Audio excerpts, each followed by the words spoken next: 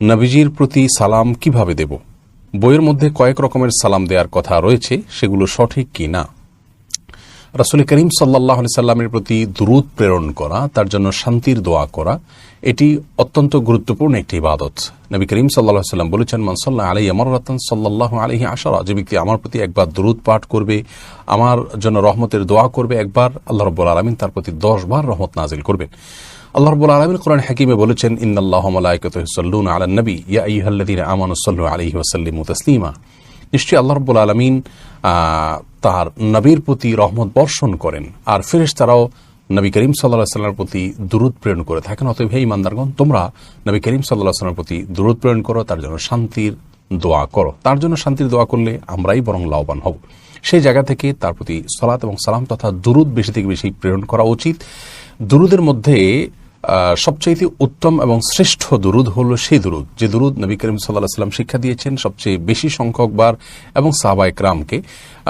অনেক সাহাবী জিজ্ঞাসা করেছেন, রাসূলুল্লাহ কোন দুরূদ আমরা পাঠ করব? তখন তিনি সর্বোত্তম দুরূদ হিসেবে যে দুরূদের কথা বলেছেন সেটি ছিল দুরূদ ইব্রাহিম, যেটি আমরা নামাজে পাঠ করে থাকি। দুরূদ ইব্রাহিমের কয়েকটি ফরম্যাট রয়েছে, কয়েকটি ভাষ্য রয়েছে হাদিসে। আমরা যে দুরূদ ইব্রাহিম আমাদের দেশে পড়ে থাকি সচরাচর, আল্লাহুম্মা সাল্লি আলা মুহাম্মদ ওয়া আলা আলি মুহাম্মদ, শেষ পর্যন্ত এই দুরূদটাও বিভিন্ন হাদিস দ্বারা সুপ্রতিষ্ঠিত এবং সাব্যস্ত হয়েছে। বিধায় সবচেয়ে উত্তম দুরূদ হলো এই দুরূদ পাঠ করা।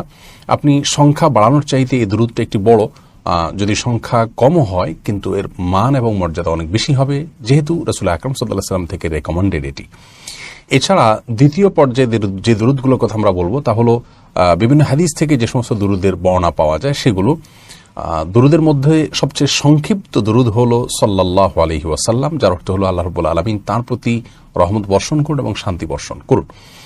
এভাবে দুরূদ প্রেরণ করলে সেটি হবে সবচেয়ে সংক্ষিপ্ত দুরূদ, সাল্লাল্লাহু আলাইহি ওয়াসাল্লাম। এছাড়াও আল্লাহুম্মা সাল্লি আলা মুহাম্মদ ওয়া আলা আলি মুহাম্মদ, এভাবেও দুরূদ প্রেরণ করা যেতে পারে। দুরূদ প্রেরণের ক্ষেত্রে একটি বিষয় হলো যে অনেক বই পুস্তকে বিভিন্ন রকমের দুরূদের কথা বলা আছে। দুরূদে লাখি, দুরূদে হাজারি, দুরূদে তাজ, দুরূদে তুনাজ্জিনা, আরও অনেক রকমের দুরূদের কথা বিভিন্ন বই পুস্তকে পাওয়া যায়। এই সমস্ত দুরূদের ফজিলত হিসাবে সেই সমস্ত বই পুস্তকে লেখা আছে যে অমুক দুরূদ পাঠ করলে এটা হয়, অমুক দুরূদ এতবার পাঠ করলে ওই ফজিলত হয়। এগুলোর প্রায় সবগুলোই ভিত্তিহীন, এর কোনো ভিত্তি রাসূল আকরাম সাল্লাল্লাহু আলাইহি ওয়াসাল্লামের কোনো হাদিস থেকে পাওয়া যায় না। অতএব সেগুলো মনগড়া এই সমস্ত মুখরোচক দুরূদগুলো আমরা অ্যাভয়েড করব, এবং যে ফজিলতের কথা বলা আছে মিথ্যা, যেগুলোর কোনো ভিত্তি হাদিসে নাই, সেগুলোর উপর আমরা কোনো অবস্থাতে বিশ্বাস রাখবো না, এবং সে ফজিলতের আশায় আমরা দুরূদ পাঠ করব না। আবারও বলছি, দুরূদ পাঠের জন্য সবচেয়ে উত্তম হলো দুরূদ ইব্রাহিম পাঠ করা। এর পাশাপাশি হাদিসে বর্ণিত দুরূদ অথবা সহজ সরল বা সংক্ষিপ্ত কোনো দুরূদ পাঠ করতে পারেন। এছাড়া যে কোনো ভাষায়, আপনি বাংলা ভাষায় নবী সাল্লাল্লাহু আলাইহি ওয়াসাল্লামের জন্য দোয়া করলে সেটা দুরূদ হিসেবে গণ্য হবে, অথবা যে কোনো ফরম্যাটে যে কোনো ভাষ্যে নবী করিম সাল্লাল্লাহু আলাইহি ওয়াসাল্লামের জন্য দুরূদ প্রেরণ করতে পারেন। তবে সে ভাষ্যের মধ্যে আপত্তিকর কোনো কিছু যেন না থাকে সেটি হতে হবে।